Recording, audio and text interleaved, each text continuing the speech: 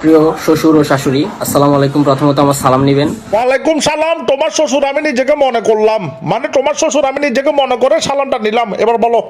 দেখেন, আপনার মেয়েকে নিয়ে ঘুরতে আসছি, আর আপনারা কিছুই করতে পারেন না, দেখছেন? না, তুমি অনেক সাহসী, এটা বোঝা যাচ্ছে, অনেক সাহস তোমার। কিন্তু তুমি এটা ক্যামেরাটা না বলেই সামনে আসি বলো, সাহসটা একটু বেড়ে যাক।